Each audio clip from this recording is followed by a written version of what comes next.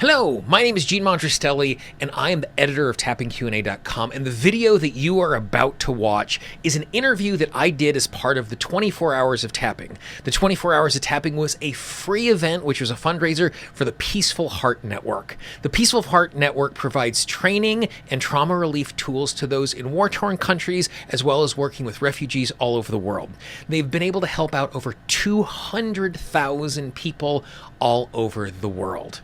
After you watch this video, if you find this video something that was useful, the very easy way that you can say thank you to the guest for giving their time and sharing their expertise is to go to 24hoursoftapping.com/support and make a small contribution to support the Peaceful Heart Network. Again, that is 24hoursoftapping.com/support, and I hope you enjoy this conversation.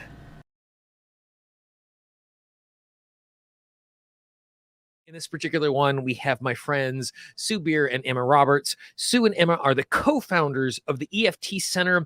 They are EFT founding masters and EFT international master trainers and trainers of trainers. They are the originators and the pioneers of the integrated energy technique, IET, bringing together energy psychology and the very best workings from Ericksonian Hypnosis, NLP coaching, cognitive psychotherapy, and psychospiritual approaches. Their combined backgrounds have proven to be a strong foundation, which the newer breakthrough approaches of energy psychology continue to grow and develop. There is one small note as we jump into this particular conversation. There is a slight little bit of sound issue with Emma's sound. It comes in and out a little bit, but it's something that is certainly usable, and you're going to absolutely enjoy this conversation about the heart anchor and a heart-centered approach to finding peace with tapping. Excellent. So one of the things that I think is always really, really super important when we're having a conversation about anything is I like to have people define the terms that they like to use, just so that we're all on the exact same page, because it's really easy. The three of us are separated by a common language and 5,000 miles, and oftentimes we'll say the exact same thing in completely different ways. So I always love to just be in a circumstance where we're figuring that out. So when you talk about a heart-centered approach to inner peace, I guess there's two terms that need to be kind of defined inside of that: heart-centered and inner peace. So what do you mean by both of those terms? Okay, do you want me to speak? That'd be great, Emma. Go ahead. We'll both have a go if you like. Yeah. Okay, we'll start with the heart-centered. With EFT, what we've realised is that the fundamental point being master controller, the heart energy, is actually left untouched during the tapping process. So Sue's developed what we call the heart anchor, which is a way of accessing really a positive resource with using the heart picks, which we'll demonstrate to you later. And it's about, I guess that heart-centered piece is kind of bringing your problems to the heart energy and allowing the heart energy to work its miracles, really. I'd say. Would you like to add to that, Sue? Yeah, and yeah, absolutely. That's where we're coming from with heart-centered, and we mean it quite literally in that we use the energy of the heart, particularly with the heart anchor, which we'll be showing you. And we come from the premise really that the heart can teach us a new way to think. And so a lot of the work that we do, which is kind of developed from EFT into our integrated energy techniques, relies on working with different levels of consciousness, and particularly accessing at an unconscious level our positive resources. And what we've kind of come to realize is that the heart, working with the heart energy, can directly kind of lead us to be able to access those unconscious depths, but in a kind of waking way. So it's not about using depth hypnosis or hypnotherapy, although we do some of that as well. But the great thing is that we can kind of go to these really deep levels while having a conversation, in a apparently kind of conversational way, or actually conversational way. So so it's quite literally the heart can teach us a new way to think. Awesome. Very good. So then, if that's a place we're coming literally from a heart-centered way, and I love that, and I'm great that we defined that. So then, in your minds, what do you mean by inner peace? You go for it, Sue. Okay. Did you say what do we mean by inner peace? Yeah, absolutely. By inner peace. Yeah. Well, the question here is, what do you want? We're kind of coming from a point of view that what everybody wants, what everybody is looking for, is inner peace.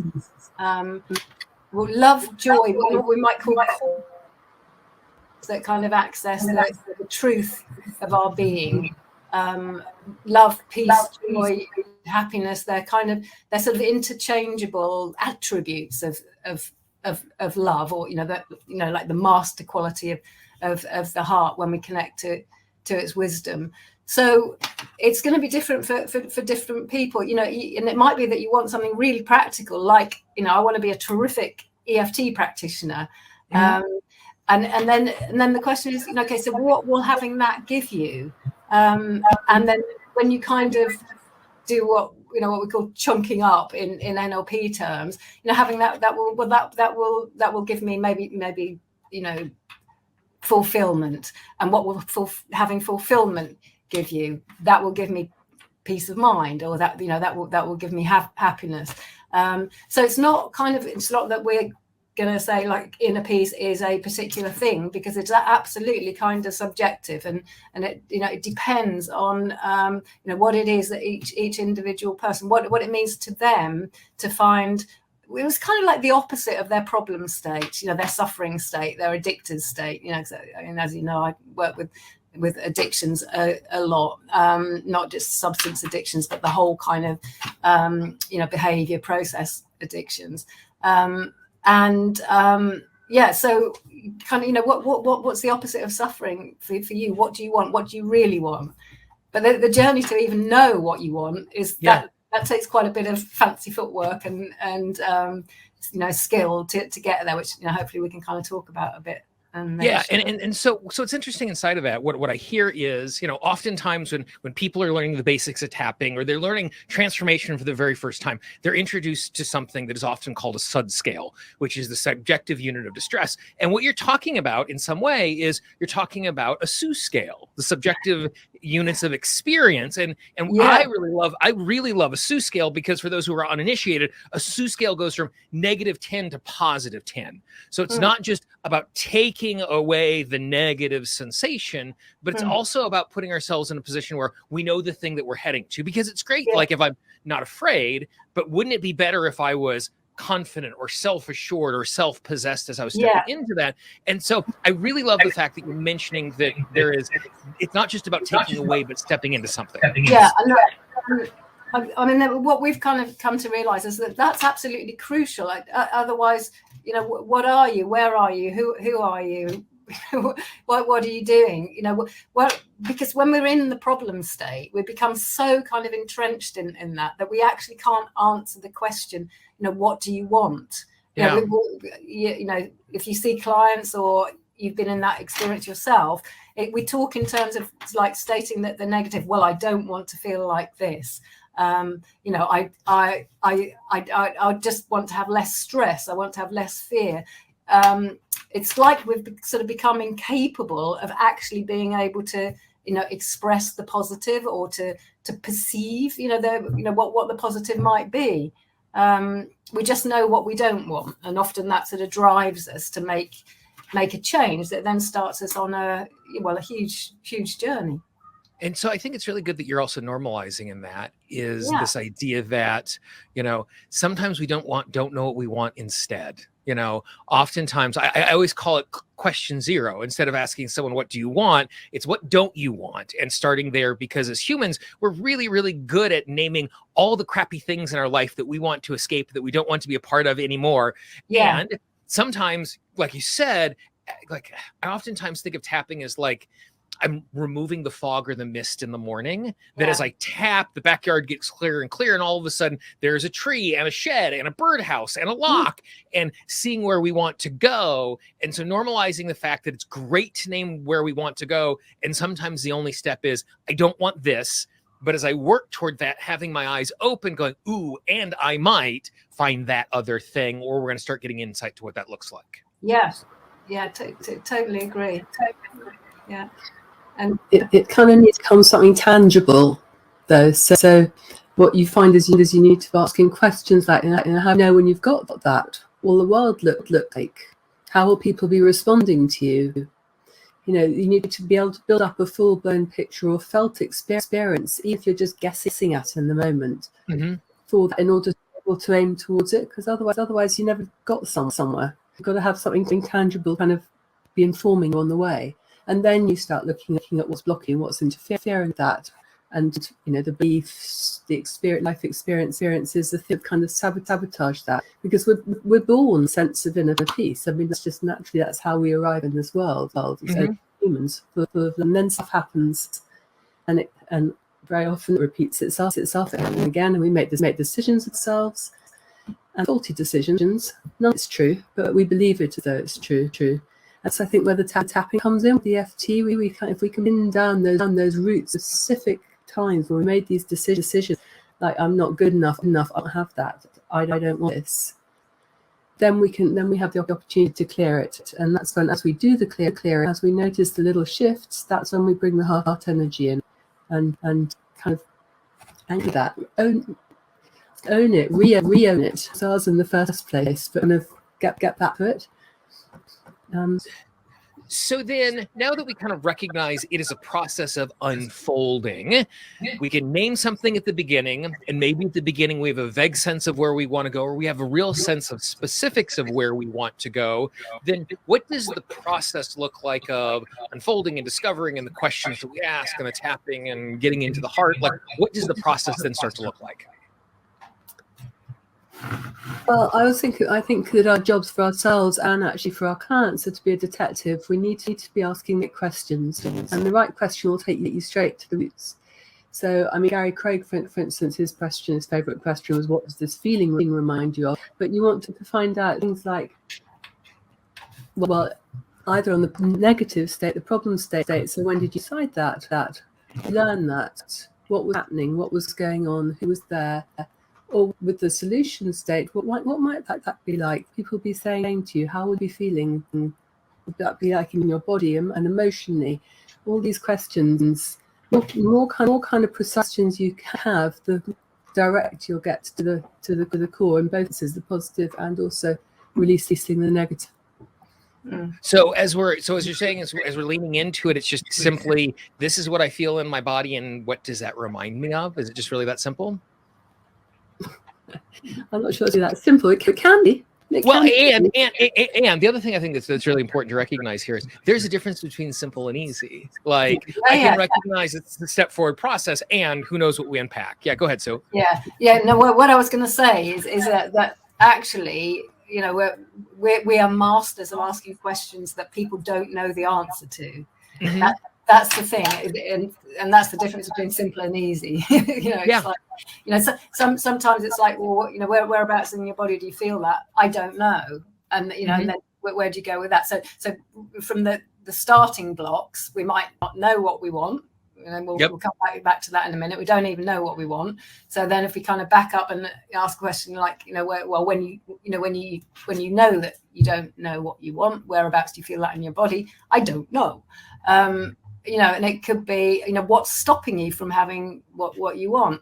And that sounds like a, straightforward question. Or even, what does this remind you of? But if there's nothing that's coming forward, if there's nothing that's been accessed, it's a question that actually, if there's no answer to it yet, that's not a bad thing.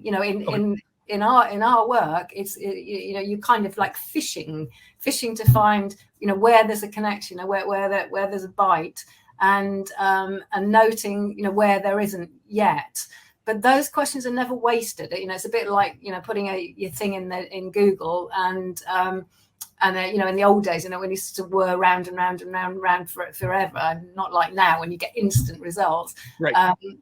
And that actually that's a process that might take days, weeks, months. Who knows how long? But once we invite the unconscious mind, the part of the mind that has this kind of innate urge to heal, that is connected to the heart energy, it will kind of accept that and get on board and kind of, go off and look for the answers to these, really simple questions. And the way you say that, like the analogy I often use with my clients is, once we activate the subconscious mind, it's like a little piece of software that's running in the background on the computer all of the time, like something that's looking for viruses or something like that. Like it's just going, okay, I'm looking, and it's not taking up any of the conscious energy, but it's doing this thing, and it's using its resources to solve problems in ways that are super creative and are unexpected, that give us information in that way. Yeah, exactly. Sorry. I was going to say, and it actually kind of just delivers them sometimes. So the more that you kind of get into this sort of new way of thinking, really, the more you realize that you don't have to keep trying. When we're in the problem state, we keep trying to solve the problem, but basically using the wrong part of the mind, using the part of the mind that created the problem in the first place. Mm-hmm. And so we're never going to get the answers. We're not going to find our solutions in that way. But when we quit trying, then we've sort of solved half the problem anyway, because it's two problems. There's the original problem and then the problem of the trying to solve. Yeah. So we've kind of halved it anyway. And then you allow the wisdom to come through. And people often say that, oh, well, I was just driving along, or I was doing the washing up. Often when we're doing something kind of mechanical, whether we're occupied by doing something that occupies the part of our brains that is functional and things, then it sort of leaves this little space where things come through, and a sudden insight or an idea. And I'll quite often get that when I'm driving, actually, because it's the way it kind of works for me. And then you just sort of relax into it, and things get delivered to you, which is just so different from how we are when we're in the problem state, whatever the nature of the problem is. And I think what's really useful there is recognizing information that shows up to us outside of the context of a session. Like, I have little bitty waiter pads littered all over my tiny little apartment just so I can grab a note really, really quickly. I have a friend of mine who actually has found a way with a waterproof marker where he has a little almost dry erase board that is in his shower, because he recognizes the fact when he's washing his hair, brushing his teeth, those sorts of insights come through. And so he just quickly wants to grab it so he doesn't lose it, because for whatever reason, when we are doing something menial, the subconscious mind has this ability just to spring forth really powerful use for information. Yeah. And when we start to recognize those things out of a session, we're training ourselves to recognize them out of the session. So we're much more likely to recognize them out of the session, because we've recognized there's value in this particular iterative process. Yeah, absolutely. Yeah. Which is actually exactly where the heart anchor comes in, which is a way of kind of collecting. I call it anchoring those moments, those sites, those aha moments. So that they're kind of, even if you don't know the actual thing that you've come up with, they're still lodged in your unconscious mind. They're still as a resource that's being built. Because often, you can clear problems really well with EFT if you get all the aspects and things. We all know how to do that. But there's the then what, because that's so the problem's gone. So now who am I? What am I meant to be doing? How do I function without that problem that I've had for 20, 30 years? That is where that anchor comes in. It gives you a place to go to return to be the true you, like your true self, whereby you can then begin to emerge in the world in a new way, because that can be quite scary. Well, it can be very scary, actually. Yeah, exactly. And it's a really fascinating question. Who am I, or how do I show up without this problem? Mm-hmm. Because oftentimes we think that once we release something, we've released it and that's great, but we now have a new identity and we're now showing up in a new way. I had like the most extreme version of this is I was working with a client who had been dealing with medical issue for a decade.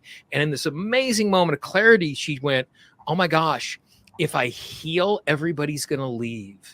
The only reason that they are in my life is because I've been injured. And if I get better, they're all going to go away. And that's the super extreme example of what you're talking about there, Emma. But this idea that when we recognize the fact that transformation means that we are something new, subconscious mind loves the predictable and all of a sudden gets super, super scared in that particular scenario. Yeah. Absolutely, and I'm not saying that even with the heart anchor, it's not scary, but it's less scary, and it gives you something that you can actually do to begin to fill those shoes, for want of a better expression. You know, because it's a learning curve, isn't it? If you've been with a certain behaviour all your life, and you suddenly you're not doing it anymore. What are you doing? You know, you've got to learn how to step into that that healed you, for want of again expression, and that's not a sort of overnight thing. Right. Yeah. And also the point where we actually move on and we begin to want to do things that we might not have even considered before. Right. That's when something like the fear of success will come up. Fear of success, that doesn't come out of thin air. It comes from things that we believe about ourselves, which come from certain experiences that we had at certain points in time where we made decisions about ourselves. People like me don't succeed at this, that, or the other, whatever success for us is. But while we're kind of locked into the problem state, we don't have to consider all of those other layers, because they never arise until they do. So you have to make some progress, even huge progress, and then you get to the point of I'm going to do this, I'm going to do that, and then it's like then what can happen is that a whole raft of other stuff comes up, and that's when we have to go deeper, and that's where we need the resources that we'll have, that we already have in place by having basically a relationship with heart energy, and that connection. Otherwise, it's often too scary. People will shut down again. I mean, again, this idea that we like the predictable, and anytime, even like when we get something positive, a new resource, a new way, there's a part of that's going, oh crap, I have to show up in a completely different way because I now have this extra thing that I'm stepping into or stepping in with. Yeah. And I mean, it can be all sorts of things. It can be, maybe earning more money and then spending more money, and that can sort of trigger all sorts of kind of fears and feelings of being out of control. It's just something like pleasurable, like spending more money because you've got more money, but it's not necessarily easy. I was actually, just last week, I was working with a client around an upper ceiling issue around finances, and we literally came to this place. She's like, I don't know how to manage more money. Therefore, I'm more likely to make a mistake with money. So it's almost like, now that I have all of this extra opportunity because I can spend more, I am much more likely to do something that I'm going to regret. And so by not having the money, I'm saving myself from doing something dumb and finding myself in a situation where there's any sort of regret that's associated with that. Exactly. So within, what does the process then look like that we're able to like tune into this heart energy in a successful way? Yeah. Okay. Well, I mean, how we start really is by introducing the heart anchor, which I can show you now, and we've got a video which our audience will have access to, which we'll show in more detail, and also a demonstration of how it looks in the context of working with a client. But and just before you jump into that, so for everybody who is listening, when we unlock that first level, this video is in that first level, so it's already unlocked and you have access to it. So go ahead, Sue. Yeah, cool. Yeah. Okay. So it's, we introduce basically, working with the heart point as an energy point. I might have to sit up a bit so you can see me, which is just here. It's basically the same point as the heart chakra, or thymus gland. So there. And as Emma said before, it's curious that this point here, the heart point, is actually the master controller of the meridian system, the entire system. So it's kind of weird that we don't, it's not part of EFT. So, but it's part of our EFT, or our IET, integrated energy techniques. So, and let's think we're starting maybe from somebody that hasn't done much work on themselves. They haven't, done anything more than just think, there has to be a better way. Maybe I'll do some sessions, whatever. And so we haven't got any great expectation. It's just you touch that point, find the place where it feels kind of comfortable. So we just go like really low expectation, just as that sort of kind of nice to just feel around and lightly rub that point. And then we connect that up with the point at the back of the head, which is basically where you'd cradle a baby's head if you were holding a baby in your arms. That's right, yeah. So your hand is kind of straddling both sides of the top of the brain stem, where it underneath there actually is the emotional brain, where all sorts of things go off. The amygdala is located there, so we've got our comforting hand. So it's just about just is that kind of comforting, that feeling. And so you can put your hands down now, just for a minute, and then what we do is kind of allow ourselves to maybe close our eyes and bring something to mind, while touching the points that makes us feel okay, even if it's our favorite color. When you get that moment of thinking, oh yeah, I really like that shade of blue or aqua or whatever, just that kind of teeny tiny, and then you're kind of capturing it. And this is where it's like classic NLP anchoring. Yep. We're getting any kind of positive feeling and capturing it with the touch. And that's how we start. It's as simple as that. And then we'll often have people go off and see how they can collect more things and kind of anchor them. So it might be walking down the street and seeing a friend and having a little surge of recognition and it's so and so. And if that's kind of a pleasing thing, that will be like a heart anchor moment. And as we did that, I was thinking about the last time I was in a theater just the other day, getting a chance to see live theater, and two of my favorite performers happened to be part of this particular thing, and just walking into the theater, that kind of surge. And so as I was doing that, I just went, okay, this is what it feels like in my body. I'm going to stick it right into this particular sensation. Exactly. Yeah. So you start to kind of quite deliberately and consciously anchor these, but after a while, it starts to happen all by itself. It's really literally like the heart energy kind of takes over, and it like attracts like, and sometimes you find your heart anchor kind of going off, as you call it, and you think, well, what's going on? And then you realize, oh, there's a beautiful leaf or something like that actually your awareness has clocked before you have. So that's like the first kind of stages of it. And when we get to do sort of more advanced, complex stuff with it in a session, we're still really just capturing those moments where there's a sudden shift. There's a, like let's say on our subscale, there's a shift of a notch that can be registered in the person's awareness, or we might draw attention to it or whatever. So not just the major kind of moments of insight or change or shift. It's the capturing the smallest, and it accumulates over time.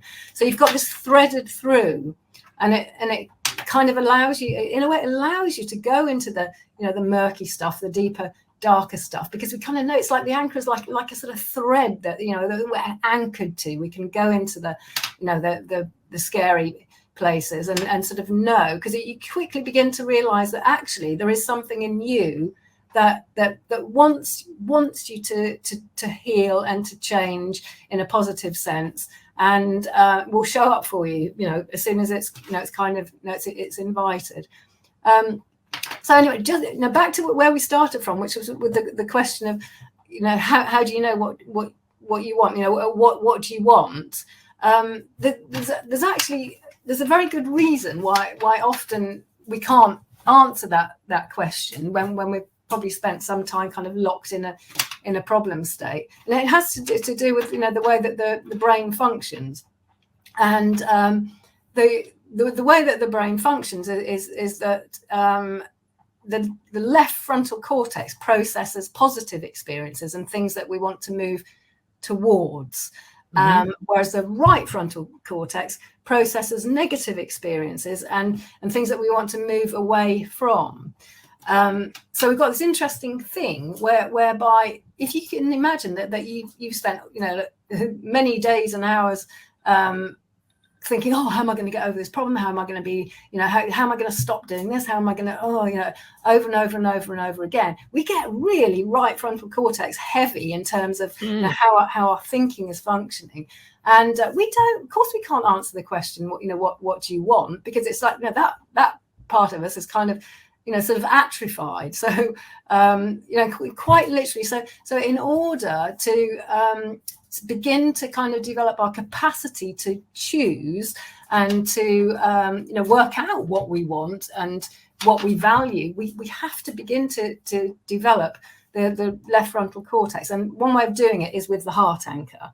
So that's, you know, yeah, and it's really, as you say that, I love the fact that you use the way we say it here in the States, atrophy. A muscle is, you know, like one of the things that we need to be really careful of. Like if I'm working on my arms, I don't just work on my biceps. I also have to work on my triceps as well. Otherwise, like I have this really strong muscle and I can't straighten my arm back out because of this thing that's on the other side.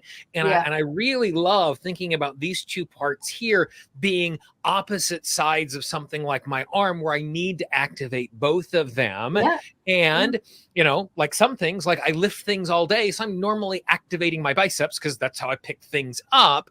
But when I go and work out, I need to make sure I'm being really deliberate to work the other side, because just in my normal day, it doesn't get regular work. I love the idea that this is something where that's what I'm doing. I'm just like I will now, as we do this going forward, I will literally like going, okay, focusing on this muscle right here at the front of my my core. I love that as an example of what's going on there. That's a really great way of thinking about it. Yeah, exactly. And then once you realize that, you say, oh, all I've got to do is go around collecting nice things and positive things, and then you start to awaken our capacity for choice, for genuine choice, and to know what we want. You know, it's completely, it is a game changer. It really is. So that, you know, that's kind of you know, when we get to the, you know, the back to the point of what do you want, and if you actually don't know, you only know what you don't want, there's a very good reason for that. You know, there's a very, very good you know, practical reason for that. So we know where we are, we know where the starting place is, and then we begin to work from there. And I can also see that if I'm like sometimes we're like, I don't know what I want. Oh, I'm really frustrated because I don't know what I want. What you've done is you just provided a really gentle reframe that we can even tap on just to create that space. I don't know what I want because I don't use that part of my brain very much. And I can actively step into this so it becomes easier for me. And like just recognizing the emotion around that, you've now given us a way to tap on that to make it feel easier. So then we can find the capacity to do something like this. Yeah, exactly. And then what we do in terms of you know, how this looks is that the heart-based tapping, we actually would just keep a hand on that point, on the heart energy point, and then you know, whatever you're tapping on, you then go from there, and just keep that connection. So, and then at any point, if you want to capture something, you know, that you then, you know, that you then easily go into the heart anchor. And you know, when you get to, we tend to tap the collarbone point just sort of in the middle kind of thing, and then that's above, so you've got your heart point and that one there, like that.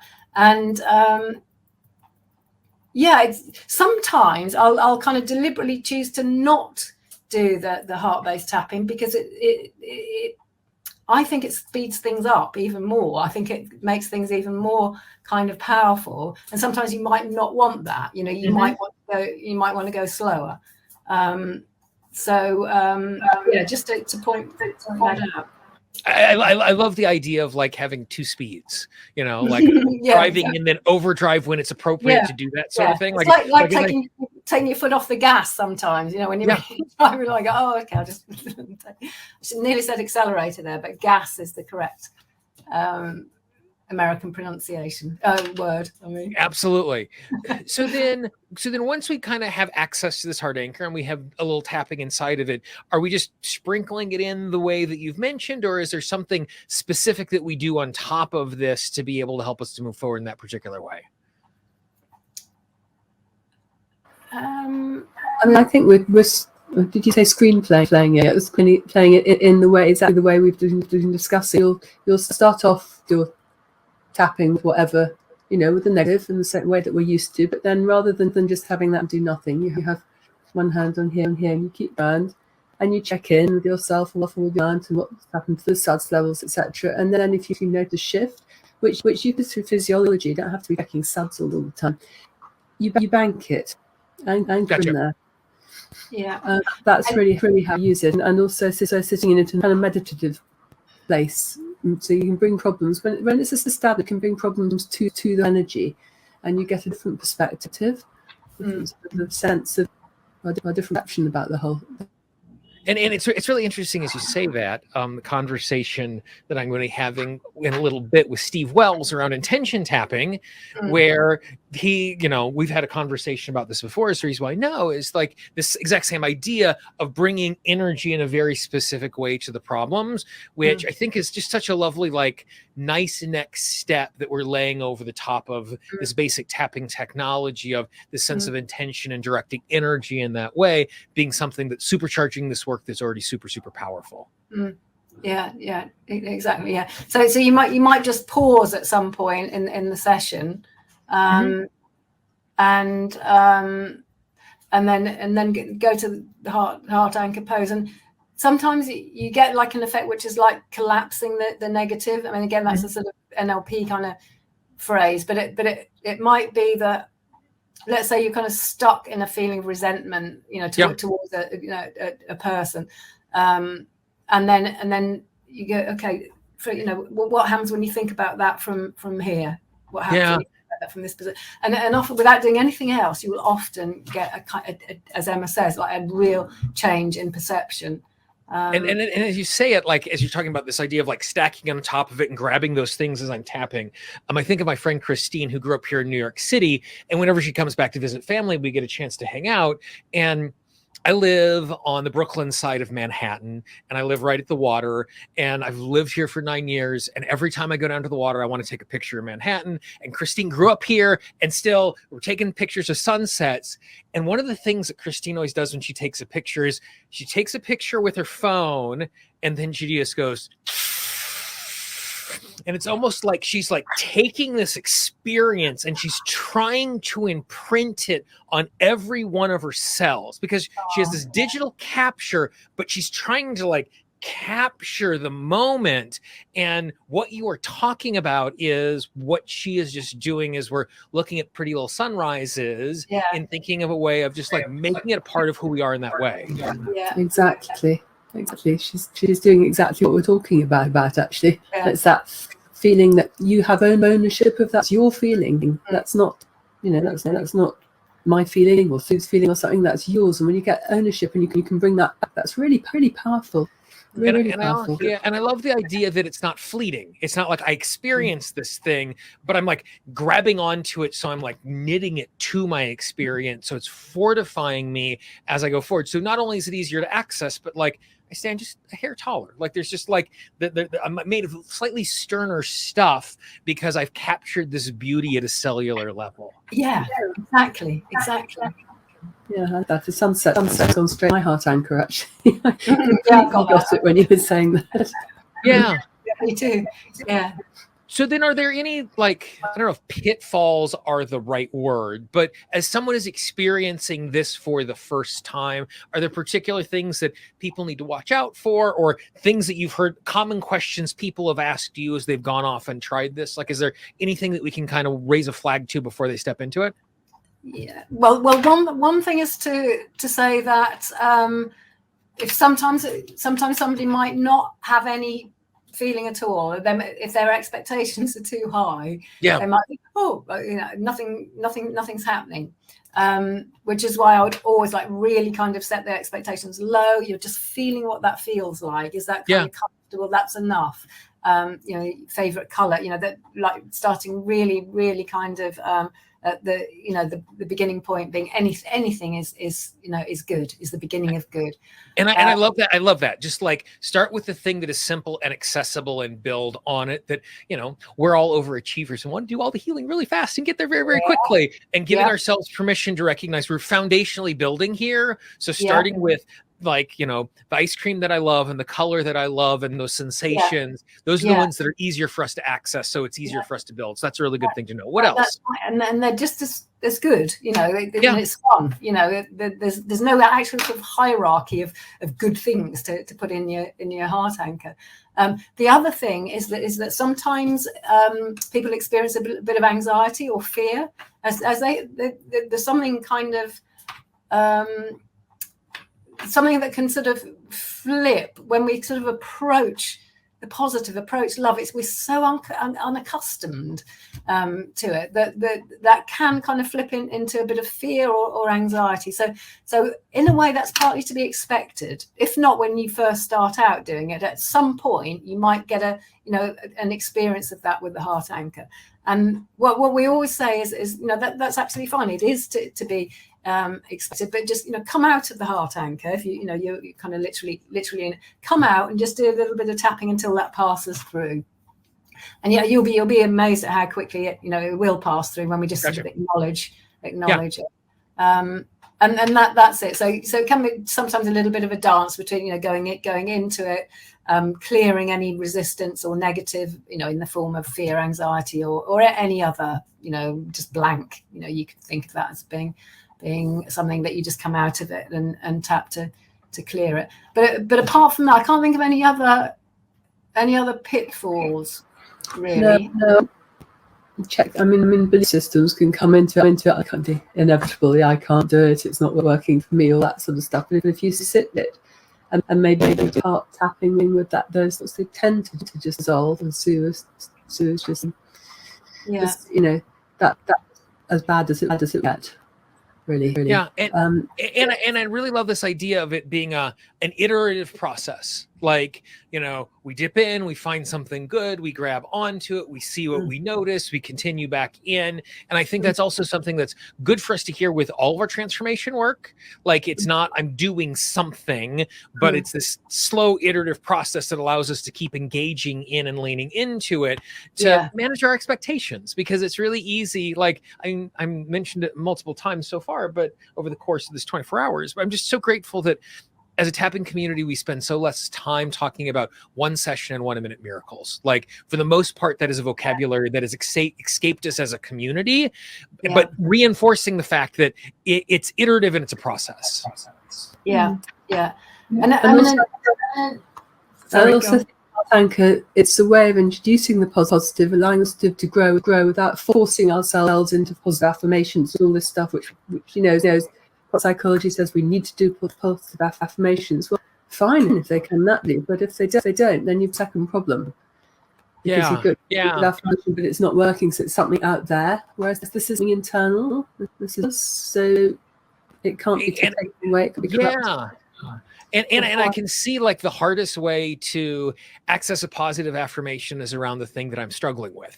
If this is the place that's the biggest struggle, asking myself to think positive things, or even just say positive things, or I'm open to the possibility of a positive thing while I'm tapping, can feel like a step too far. And by just starting with the positive and going, this is how I feel good. Okay, now let me think about a problem. This is how I feel good. Let me think about the problem. I'm better resourced to think about that problem, but I'm doing it in a way. It's the exact same reason, like for me, I don't use the even though I have this, I love and accept myself setup phrase, because sometimes someone doesn't love and accept themselves. And I don't want to introduce this extra struggle to whatever work that we're working on today until it's time to do that. And so I love this of being able to think about a way of bringing in a positive resource that is contained and safe, that isn't adding a complication to the tapping that I'm doing, but it's just one more asset that I'm reaching for. Yeah, exactly. And also you need to develop the heart anchor, back to the left frontal cortex in its own right. Right. Quite independently of working with the problem state. And yes, we interweave it, and then that's kind of the whole point ultimately. But you're allowed to just develop this in its own right and do positive stuff, which I think people have a natural thing when they come to EFT to start to want to put in positives too soon. Yep. You know, when it's just not going to work, because you do have to clear the negatives. Otherwise, you know, there's no accessing of the positives. But if you can sort of, you know, just satisfy yourself with developing this as a standalone thing, you know, that kind of takes away that. Sometimes that's a criticism, isn't it, of EFT, that right. Oh, it's all about the negative, and you know, when we don't really understand, you know, how powerful it is. But we have to do something that appeals to that desire to, you know, to be better, because it's actually coming from a positive intention. Yeah, and I love the fact you use the word develop, because what you're saying with that is you're saying this is a skill. And like all of the skills that I have to be doing things to refine. Like for me, the difference between aptitude and ability is aptitude is my natural disposition at something. Ability is the thing that I stack on top of that by practice, by refinement, by retraining, and different things we have different aptitudes for. You know, I'm dyslexic, so I have a low aptitude for writing. I'm super good at math. I have a high aptitude for that. And then my ability is the thing I put on that. And so some of us have a natural aptitude of locking in and connecting with the positive. Some of us have less of an aptitude of it, but it's an ability that we can harness and we can train. And by thinking about it this way is like, okay, I'm training for this so that when I'm in a moment of struggle where I'm dealing with a negative resource state, or I'm dealing with something that's a problem, like I have good reps in a safe space where it's easy for me to access it. And so I love the fact that you're reinforcing, go work on this development. It's good by itself. And when we practice it by itself, then it's much more useful when we step into the deep end working with something that's difficult. Yeah, absolutely. Perfect. You said it beautifully. Thank you. Exactly. Could you like to be our spokesperson, Jean? That was beautifully put. Awesome. Well, thank you very much, both of you, for sharing some of your time with us. And sharing this awesome resource. Like I said to everybody who's watching, in level 1, we were able to unlock this. We unlocked this hours and hours and hours ago. So you'll have access to the training that Sue and Emma were talking about. Once again, ladies, I really appreciate your time. Thanks a lot.